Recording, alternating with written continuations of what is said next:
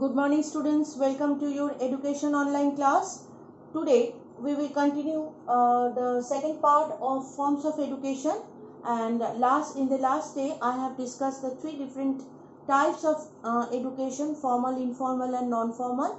And we have learned that informal system of education is a type of education where the child used to see their ancestors, their parents, their grandparents, and they used to imitate, and they used to learn whatever they are doing. When the students used to follow someone else belonging to its society is called informal system. Formal system, we have learned all types of school, college and university education, they used to provide, they used to do and everything, and the examination system and evaluation system is also there. It is called formal system of education. Finally, non-formal system of education is also somewhat systematic, but it is not too much rigid and strict like formal system of education. Today we are going to discuss in details about informal education. Now see, informal education, from the word itself, informal, which is not so much formal in nature, isn't it? It indicates that only. Now when we even when we all were very young, we used to have an idol of our life, that yes, that person is very good, or that lady is very good, I want to be like her, I want to be like him. So that is the idol of life which we you try to follow throughout our life, isn't it? Now, when we are imitating, when we are seeing someone, those who are very close to our heart, those who are very close to ourselves, is called, the process is called informal learning. In primitive age, in ancient ages, there was no such family concept, and even no concept of education was also there, isn't it? So when the group living started, after realization that yes, group living is very important for individual. Why? Because when they are alone, suppose in forest area some animals are attacking, they cannot fight singly with the animals. Then what is happening? They are again jumping, they started living in a group form, and they have thought that yes, when we are in a group, we can fight with our enemies. Like that, not only about enemies but also about earning money. That was also very important in ancient period. When you will go through your book or you will go through your PDF, you will understand that group living was the initiation of earning money of individual. When they started living in a group, the group works were divided into different parts, and they have decided to work separately, and that's why they started earning separately as well. Some people are making, some people are collecting things, raw materials they are collecting, some people are going from one place to the other for business purpose. Like this, they have changed the entire concept, and slowly they have, and thus when they started living in a group, they started the concept of family as well.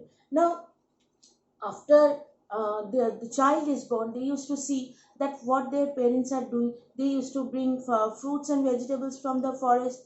They used to make dresses with the leaves on old dry leaves of the plants. They used to make small hut and houses with the help of leaves. So when they used to follow them, and they also continue the same life, because that time there was no concept of house buildings like big malls and everything. The life was confined between three basic needs: food, shelter and clothes. So food, shelter and clothes, the basic requirement, they used to get it from the forest, and they used to see whatever they have.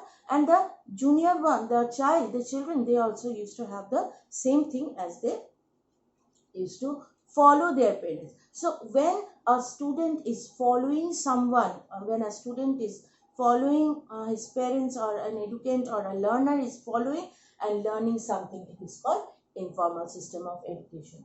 So see, informal system of education, J.P. Nair has observed. He was great education is J.P. Nair. His book is also there in graduation level. If you take my subject in graduation level, you will see J.P. Nair's book is also there. He is a great educationist.